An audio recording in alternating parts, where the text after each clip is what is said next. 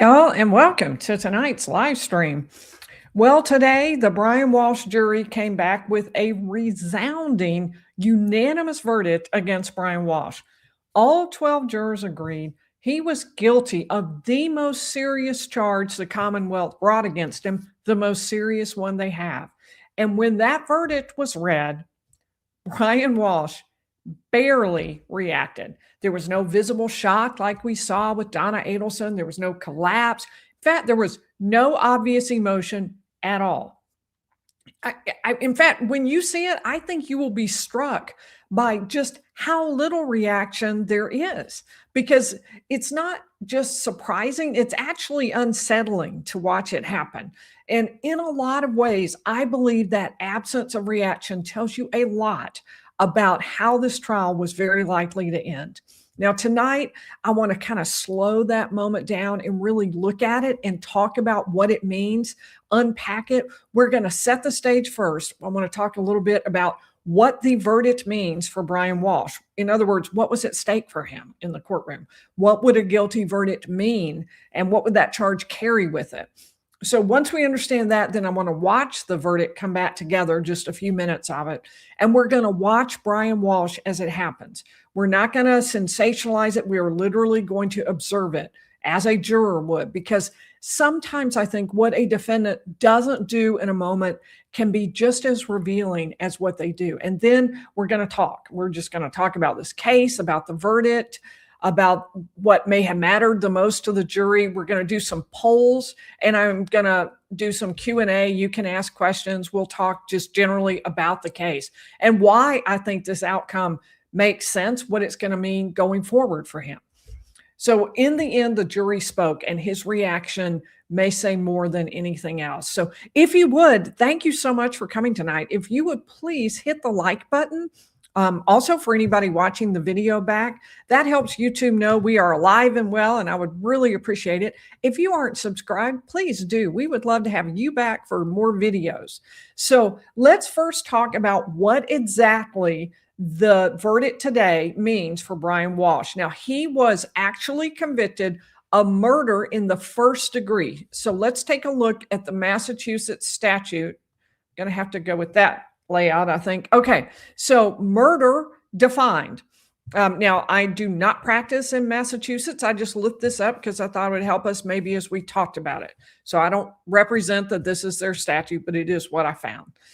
Section 1, murder committed with deliberately premeditated malice aforethought or with extreme atrocity or cruelty or in the commission or attempted commission of a crime punishable with death or imprisonment for life is murder in the first degree. The jury was also given the option of considering murder in the second degree. And here's what the statute says about that. Murder, which does not appear to be in the first degree, is murder in the second degree. Petty treason, we don't care about that. The degree of murder shall be found by the jury. So what this is telling us is that the most important thing that the jury had to find for first degree murder was that it was deliberately premeditated malice aforethought. And in this case, I think that was what the Commonwealth was going for, as opposed to atrocity or cruelty. And that would be punishable for life in prison. They were not seeking the death penalty in this particular case. So life in prison was what was at stake for Brian Walshe. He was literally fighting for his life in that sense, where it would be lived. He already had pled guilty to 2 charges that could create up to 23 years in prison for him. But there was this potential for murder and for life imprisonment. And that is now where he is. That's why it was so important. So let's take a look now at the verdict coming back. And what I want you to watch is, as we watch it together, is Brian Walshe and how he reacts to it. This is obviously one of the most important moments in his entire life. It is the decision being made about whether he will ever have a chance of getting out of prison. Will there be even a shot for him to get out, to see his kids on the outside, maybe to meet his grandchildren? is that even a possibility? And that's what the defense was fighting for. They did not get it. What they got instead was a murder in the first degree verdict. So let's take a look at Brian Walshe's reaction to this absolutely huge news for him. Jurors and the defendant, please remain standing. Everyone else in the courtroom may be seated.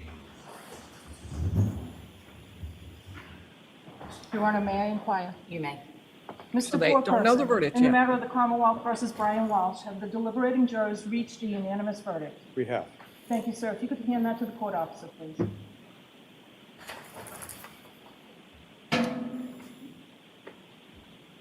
So there's a bit of emotion there, you know, almost like he was hit, but now he turns, kind of just waits.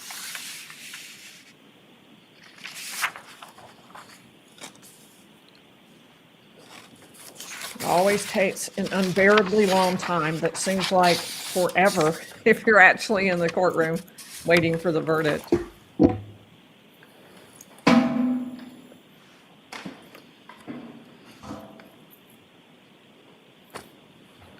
They're waiting for the verdict. It may.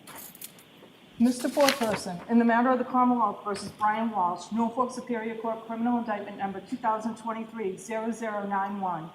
As to count one, wherein the defendant Brian Walshe is charged with murder and You saw again that kind of motion, almost like somebody had hit him, right? And that looks like he's stressed. There's actual movement there to suggest he's stressed. But now he's going to hear the verdict and watch the reaction. first degree. What say the jury? Is the defendant guilty or not guilty? Guilty. Guilty of what, sir? Murder in the first degree. Murder in the first degree, so say you, Mr. Foreperson. I do. Guilty of murder in the first degree, so say all deliberating. He almost kind of nodded there. Did you see that? But no reaction at all when they said guilty. Yours. I do. Thank you. If you could hand that back to the court officer, please. At this time, we'd move to poll the jurors. The jury may be polled. Thank you. So the defense lawyer has said, I'd like the jury to be polled. That means asked, does each individual juror agree with that guilty verdict? Juror number one, juror in seat number one. As to the verdict of murder in the first degree, is that your verdict? Yes, it is. Juror number two, is that your verdict? Yes. Juror number three, is that your verdict? Yes. Juror number four, as to the charge of murder in the first degree, is that your verdict? Yes. Mr. Foreperson, is that your verdict? Yes. Is that your verdict? Yes. Juror in seat number 8, is that your verdict? Yes. Juror in seat number 9, is that your verdict? Yes. Juror in seat number 10, is that your verdict? Juror in seat number 13? Yes. Is that your verdict? Yes. Juror in seat number 14, is that your verdict? Yes. And last juror, is that your verdict? Yes. Your Honor, all jurors answer affirmatively that the guilty of first degree is their verdict. The verdict may be recorded. Please Thank be you. seated. Seated. Okay, we're going to stop right there for just a minute. You saw minimal reactions. There were a few times he swallowed. There were a few times, before they read it when he kind of moved his neck or head, which can be a sign of being stressed and tense. So you saw him blinking a fair amount, but that's it. There was no reaction to the biggest news he will ever hear in his entire life. There was no major reaction, no shock, no surprise, no gasp, no crying, no reaction visible at all during the reading of the verdict, unless you count those tiny little things of the swallows or the blinking. But sometimes it can be a little different when the camera when the verdict is read and the defendant sits down. Maybe it's a little delayed reaction, right? As the court moves on. So I wanted to keep the camera going for a little bit longer.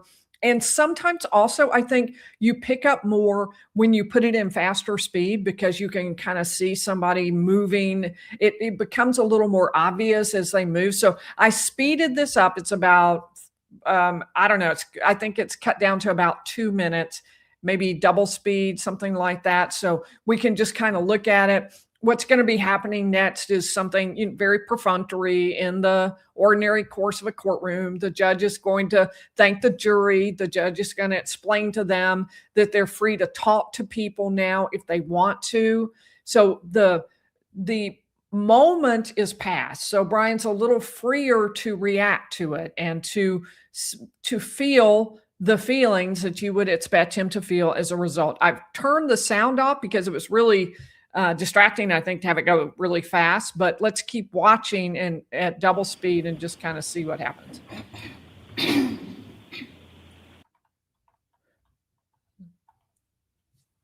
So you can see he kind of moves his head, he swallows. I think that's a tell for him. I think that sort of thing is important for him.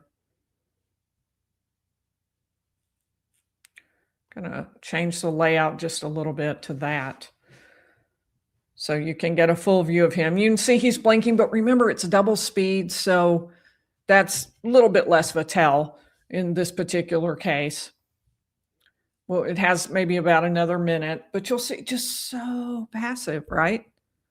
No emotional display, no response that you can visibly tell. Now the jury is going to be escorted out and everything moves along. The judge is going to talk to them about when they want to do sentencing. Spoiler alert, Wednesday. And they're all going to agree, okay, yeah, we're going to do Wednesday. They talk about scheduling a little bit. So the tension is off in the room. The verdict has come back. So keep watching. And momentarily anyway, they're going to show you the judge and some of the things going on in the courtroom. And then we'll flip back over. They're talking, they're scheduling, nothing big is happening. We're still at double speed. Sorry, I was moving stuff around on my computer. You get that little white screen for just a minute. Okay, so in essence, the case is over for Brian Walshe. He is about to be taken out. So they're going to put the handcuffs on him. They're going to lead him out shackled. They're doing leg and ankle handcuffs or shackles. And then you're going to watch him walk out completely calm. He doesn't speak or look to anyone in the courtroom. They didn't show his mother there. I'm guessing maybe she was told, don't come. Maybe today is not the right day to come. That would be my guess as to what happened.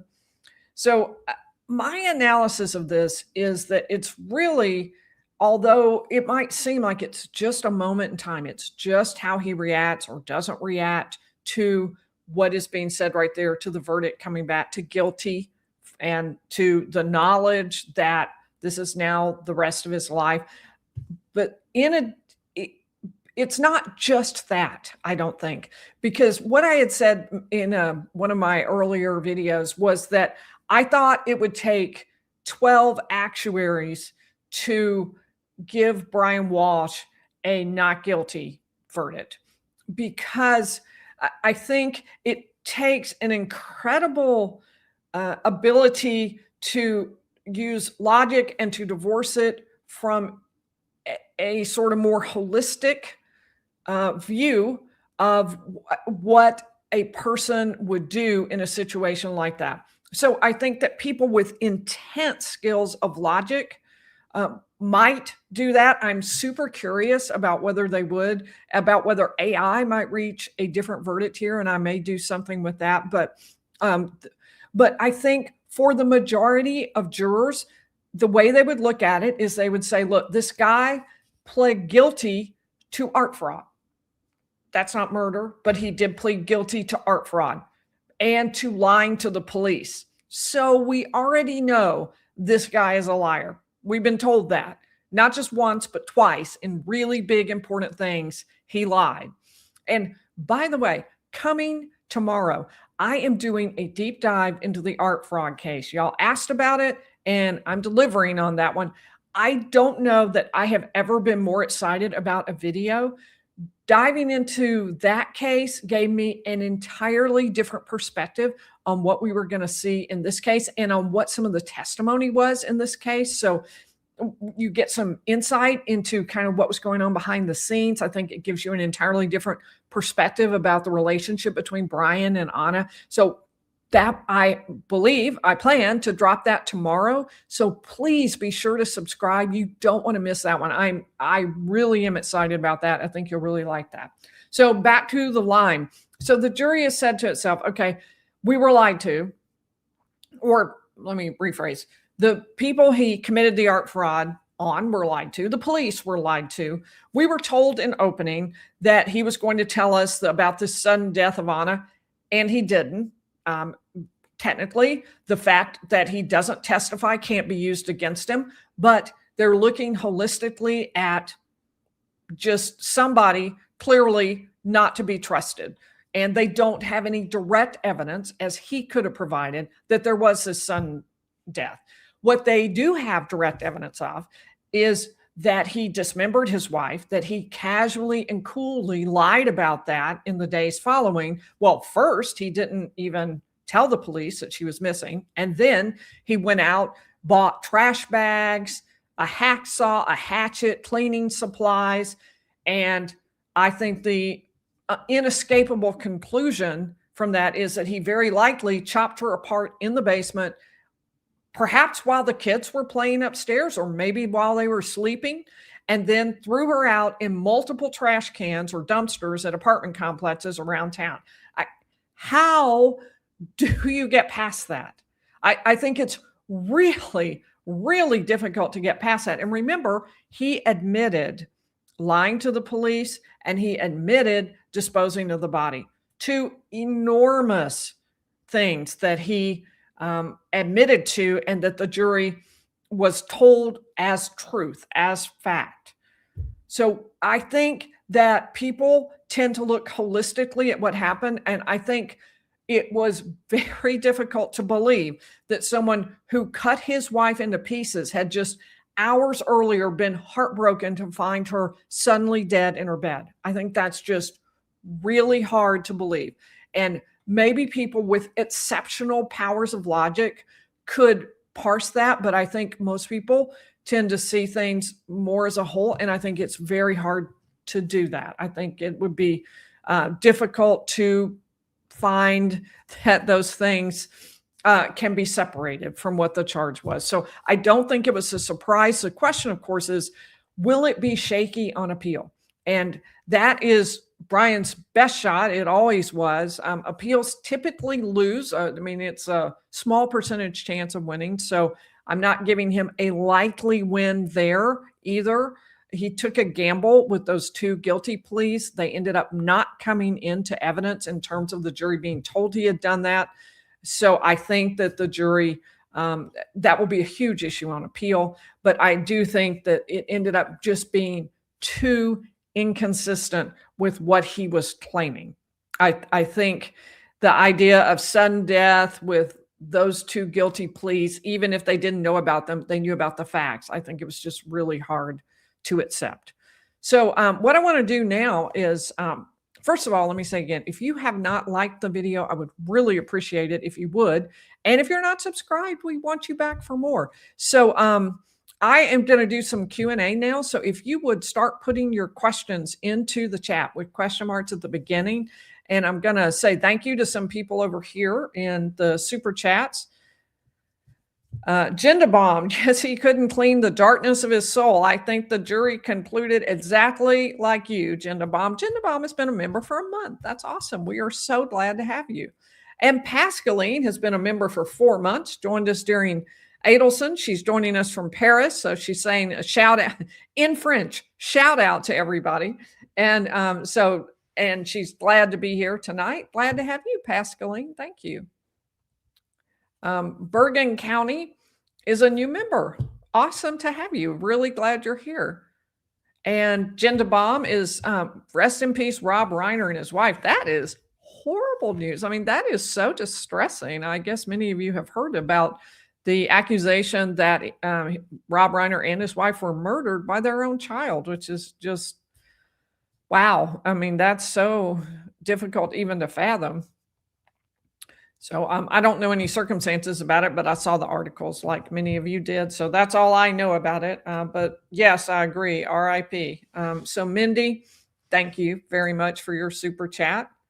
And Multi-Chick is a new member. That's great. We're going to be having a members live this week, in fact. So be sure to turn on notifications because I'll be sending out information about that coming up. All right, so let's pop over here. What I'm going to do is go back a little bit. Okay, yep, I found. Well, that's how far. If you were earlier, then this is where I'm going to start. Linda wants to know there had to be doctor records of Anna's last checkup. We did not see any medical records of Anna's checkup. Now, there are always some HIPAA issues around putting that in.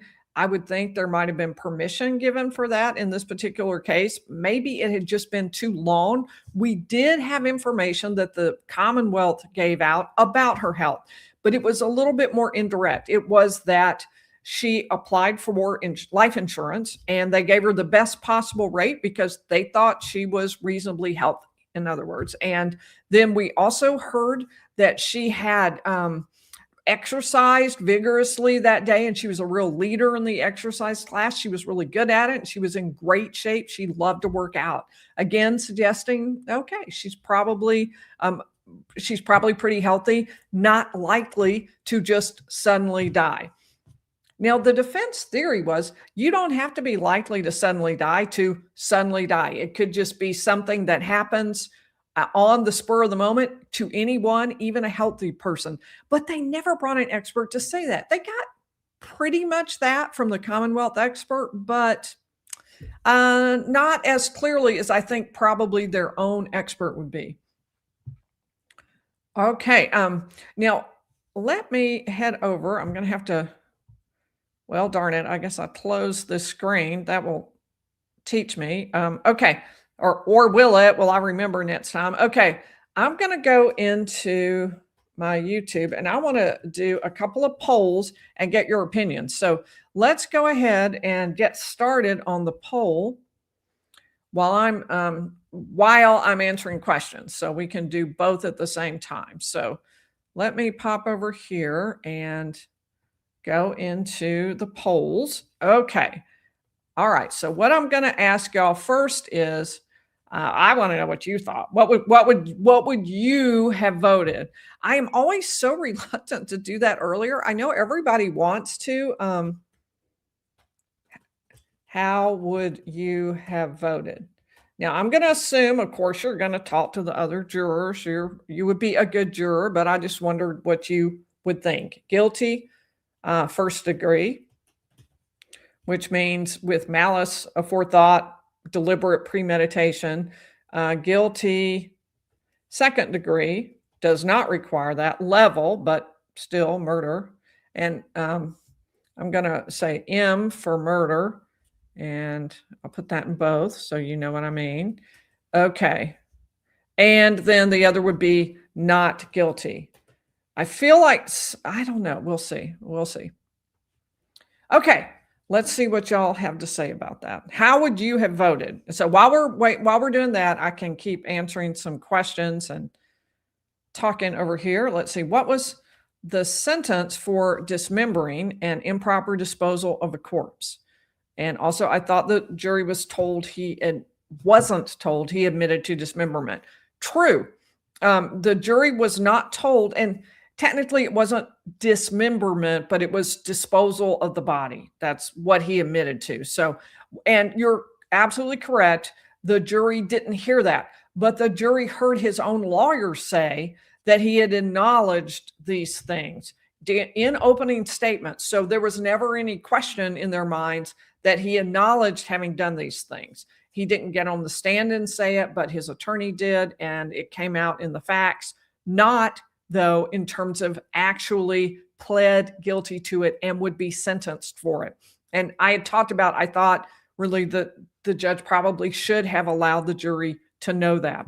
But they were told about the facts, but were not told that the specifics. You're absolutely right, baby Renee. And then your question was sentence. So the disposal of the body was, I think, up to 3 years, and lying to the police was a range. But if it involved a capital felony, a first-degree murder kind of felony, then it could go up to 20 years. There was an enhancement on it. So the two, given that this was an investigation related to murder in a capital felony, I think the maximum would be 23 years. Now, the judge, of course, is going to have the chance to make a decision about whether or not to impose that, how long to make it, that kind of thing.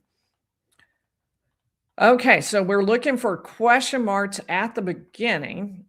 All right, there is Annie K. How do you imagine jurors feel finding out about the pleas that were kept from them? Annie K., my guess is it would not have made a difference to them. But my concern was if they were on the edge of thinking maybe this Commonwealth just had not managed to prove the intent, maybe they would be so horrified by what had happened that they would be kind of inclined to just make sure he got something, because it just seems wrong to let someone dismember their body, their spouse's body, throw it out in dumpsters and have absolutely no penalty because you can't prove they intended to do that in advance. So I felt like the judge should have allowed it in. The judge felt the other way around, that she would keep that out, because what might happen is the jury might focus on that and say, okay, I'm obsessed about the sentence, and we might overdo it if we give him any kind of punishment for the murder. There's not a lot of evidence around premeditation, so we're going to let him off on that because we know he's still going to serve some time for the other crimes. So I think you could see it either way. I told you my thoughts, but as far as how the jurors would find out, I think that given that they went all the way with first degree, not with second degree, I don't know. My thought is that they think really, really guilty. I'm curious if we'll hear from them. I'd love to interview one here on the channel. If anybody wants to, if you are on the jury and want to talk about it, let me know. But I do think that they're going to feel like that it kind of dovetails. I don't think they're going to feel like it's anything negative.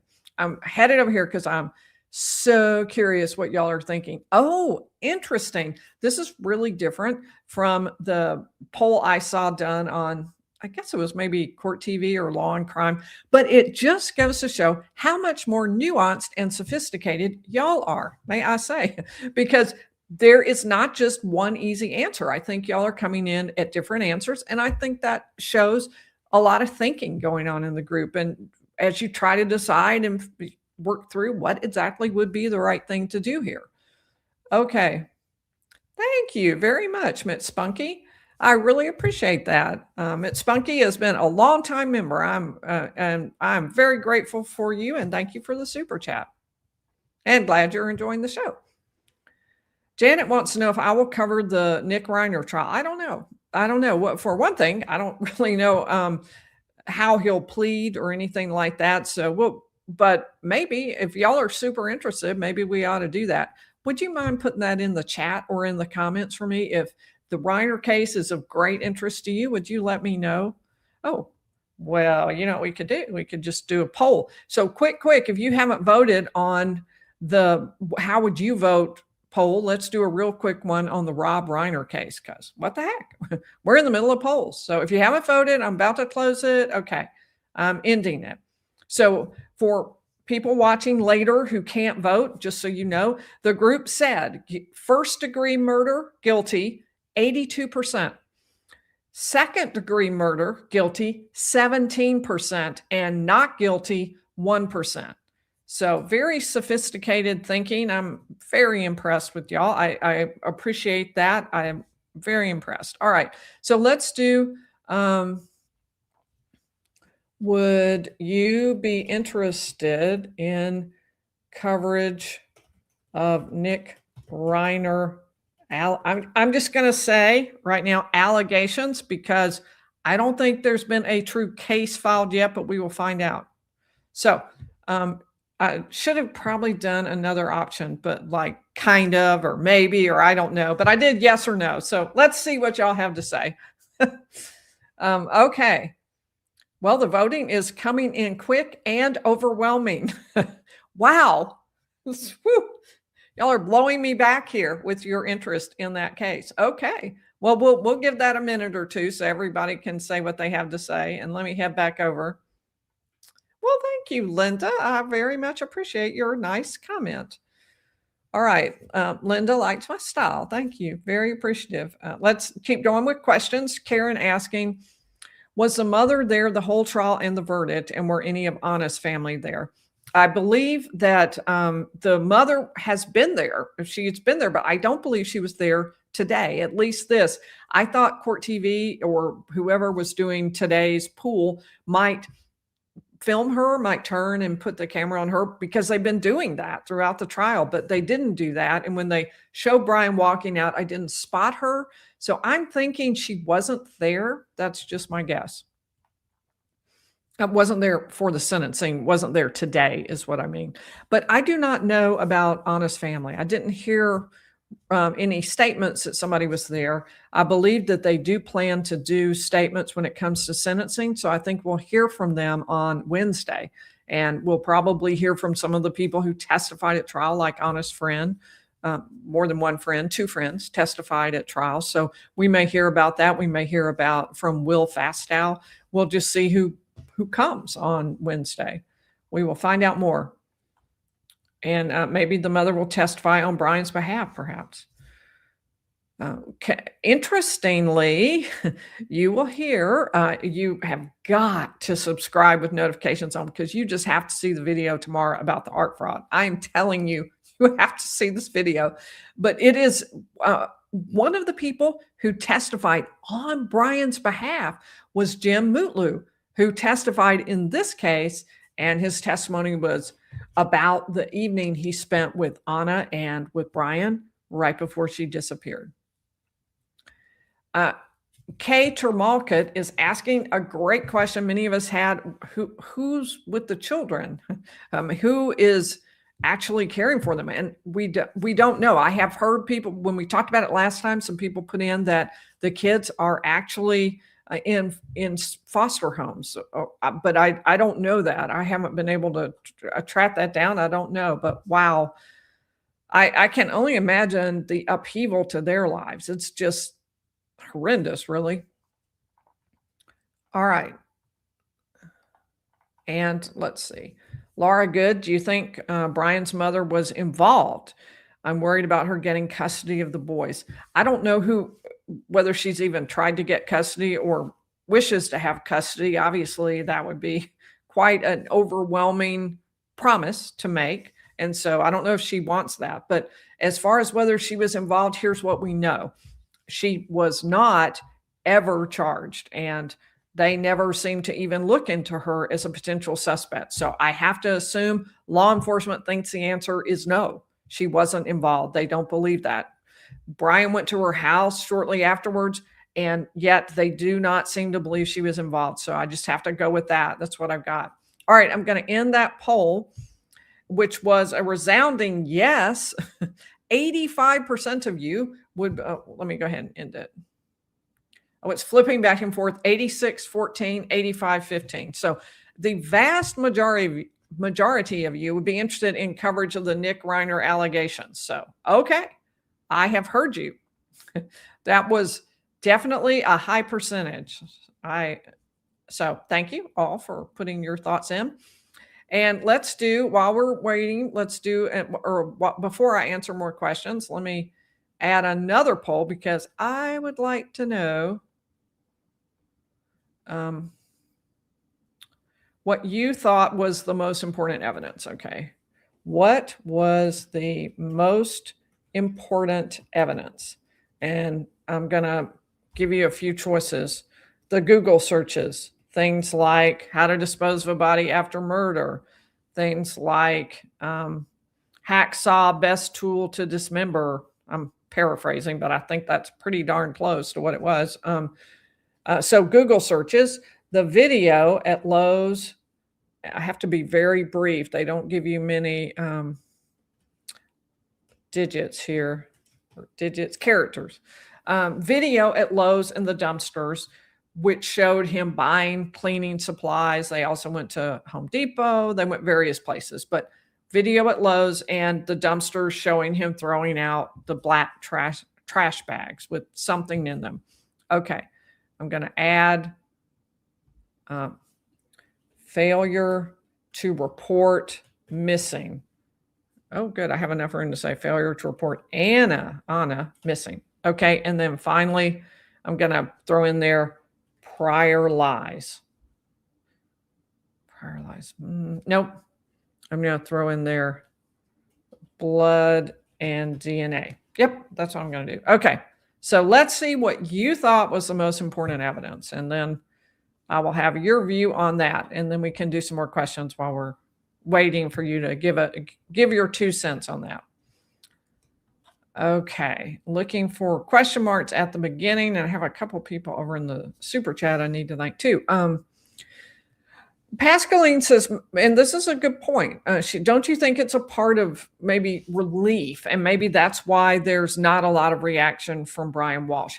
Here's what I think. I think that Brian Walshe is probably naturally not super emotive. He's not somebody who would cry or have a lot of reaction. But I think the problem with that is the jury is looking at him as someone they've been told lied to the police. But those were literally the first words that his attorney said to them. Brian Walshe has lied to the police.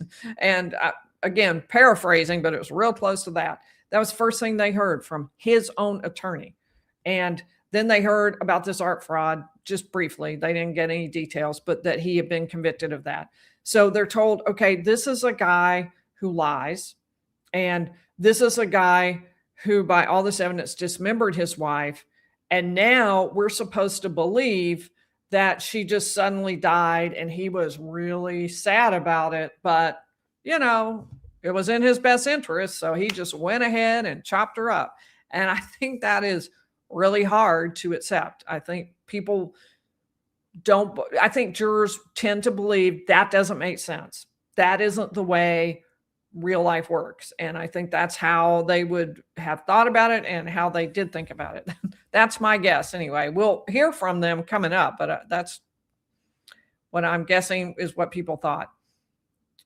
And Catherine wants to know, Catherine Lynn says she had a hard time getting to murder one. Do you think his bad acts persuaded the jury? I think that's always an issue. And that's one of the reasons why defendants push back so much on that, because those are serious. And in this case, there were 2 that had to do with this case that were charged as prior bad acts. One being the lying to the police and the other being the disposal of the body. And since he had admitted those, they were included in prior bad acts and charged to the jury as these are prior bad acts. They don't prove murder, but they are important, or at least they're admitted, put it that way.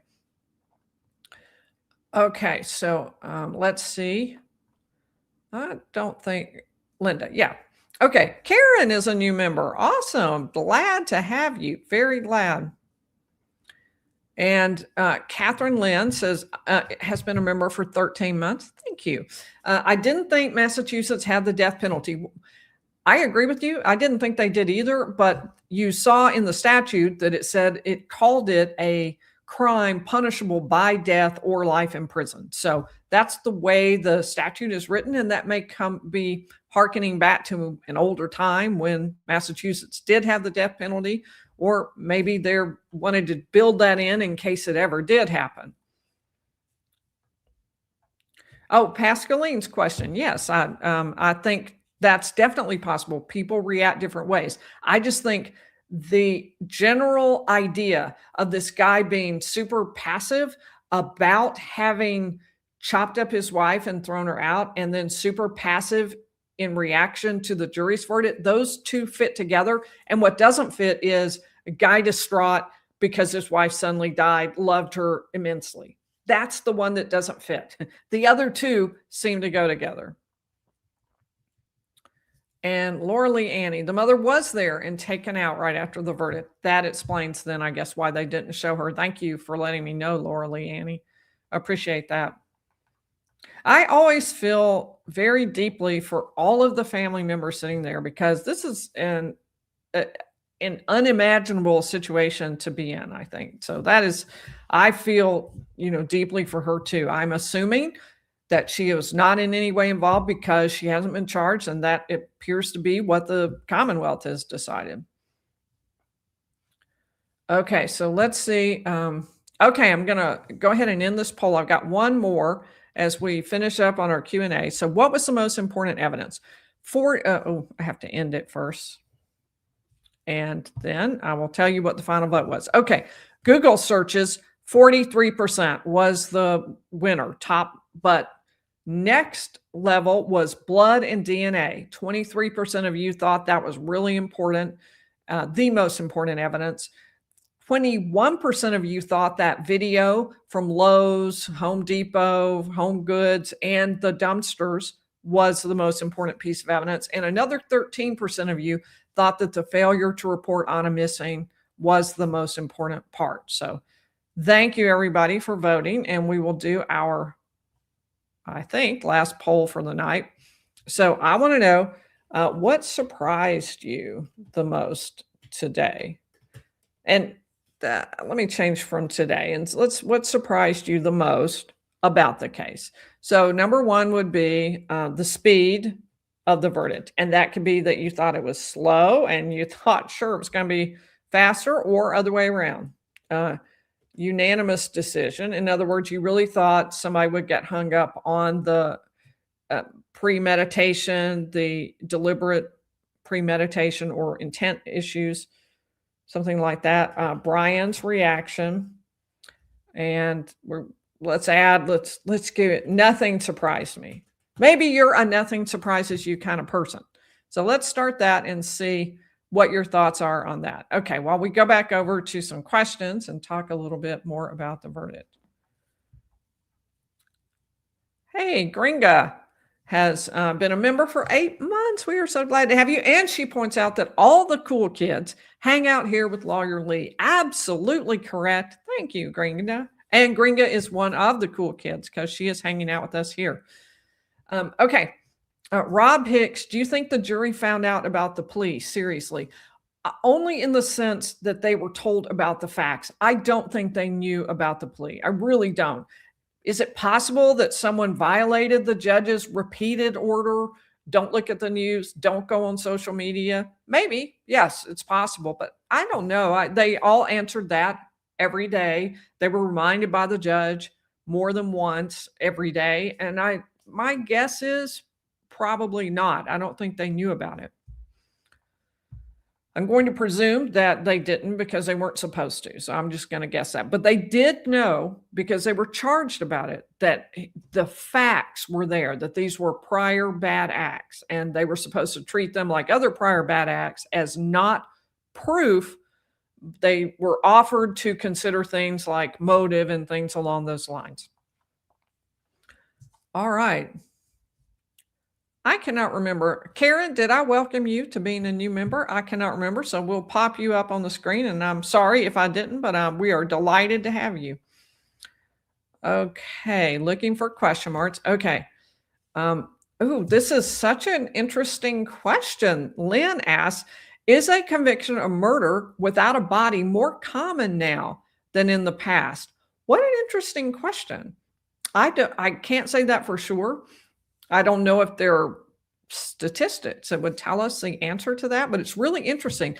I can see where it might be a little different because now we have things like DNA that you could gather from the scene. So you could tell in this is a great case that gives us an example. Even though Ana's body was not found, blood belonging to Ana, testing positive as being Ana's, was found. And on for example, the rug taken as police believe from the house. So maybe the answer would be yes, particularly because of the way science has made it easier to gather some types of evidence. Great question. Sandy, do you think he thought he would get off like Durst did years ago? And sometimes the argument is as with Durst's case, if at least I think this is the case you're referring to, that what Brian did here, acknowledging that he disposed of the body, but saying, but I didn't kill the person. Maybe you can split jurors like that. It didn't work here. And I really think part of the reason is that there was no other person he could point to. I mean, he had to simultaneously be the person who was desperately in love with his wife and had no idea she was having an affair, thought they were doing great, and was blown away, devastated by the fact that she died suddenly, and be the person who dismembered her. He had to be both. And that is really hard to hold those two different concepts in your head. It's difficult to see that. Nana wants to know how I would have voted in the poll. Oh, I have agonized over this, Nano. I'm so indecisive on stuff like this, but I think I would have gone with murder in the second degree. I debated it though. I don't know. I would be willing to listen to other people. There was so little in the way of premeditation. That's the part that worries me. I sure would have liked more evidence about the blood on the rug. I was particularly bothered that there was a plot there because I wanted to know if that suggested that whatever was on the rug came post-mortem as opposed to beforehand. If there was blood on the rug, like a lot of it, and that would fit with a death with a knife, and there were other indicators of the word knife being used. But just when you look at the Google searches, there were none, and then she goes missing and a ton. And that dividing point was really hard for me to get past legally. So I think probably I would have gone with second degree because I don't think you can believe he didn't kill her. I don't know. So anyway, that's where I would have come out. I do that with a lot of, I find this really hard. I'm understand what the jury did. Okay, let's see. I'm going to go ahead and end the poll. And we've got, I'll tell you what, I'll leave it up just another minute or so. Let me make sure I have thanked everybody over here or mentioned it. Lisa has a good point. Please support your local DV shelters. Excellent point, Lisa. Thank you. Although in this particular case, there wasn't evidence that there was anything like DV between Brian and Ana. It's certainly an important point, and I agree with you. Agenda Bond says Brian not testifying. Oh, you're right. I should have had that. That was a big boy. You could have knocked me over because his lawyer got up there and said he's going to testify, and then nothing from Brian. So yeah, that was probably the biggest surprise of all. We'll go ahead and end our poll and see where everybody came out on that. So 61% of you said nothing surprised you. That is because I didn't put in there the very important point of Brian not testifying. But putting that aside, your next biggest was 15% of you were surprised by Brian's reaction. 12% of you were surprised by the speed of the verdict, probably that it took a while. And then 12% of you were surprised that it was unanimous. In other words, you thought there might be more argument over the issues around premeditation, intent, that kind of thing. Sandra is a new member. We are so glad to have you. And thank you for joining. And Little Caesar said, did mother help with misleading the police or hide the evidence? I have to assume not, Little Caesar. There were 0 charges against her, and at no point was there talk about that we ever heard in the public. So as far as I know, not at all. She did nothing related to that. I don't know if she was capable of it. I don't know if physically she had limitations. Certainly in the art fraud case, one more pitch for this. You must see the art fraud video I'm going to do tomorrow. I am telling you, you are going to want to see this video. But anyway, one of the things she said in the art fraud case was that she was really dependent on Brian. Now, when we saw her briefly in the courtroom, she looked healthy, even though he's been in prison for a couple of years. She looked fairly young, really. So I don't know if that was the case or if maybe her health has changed, but that is how she sort of pitched it in the way, really it came from Ana. Ana wrote a letter saying, that the mother was getting help from Brian and that sort of thing. So I do think that she was not involved. I just continue to think that since the police took no action in that regard at all. And I think if they had thought that, they would have. So, all right. Well, like I say, do not miss the art fraud video tomorrow. Yeah, you asked, I'm going to deliver, and I think you will really want to see that. So be sure to hit the like button on the way out. I will see you, hopefully. Y'all can see me anyway in the video tomorrow, and I'll see you on Wednesday.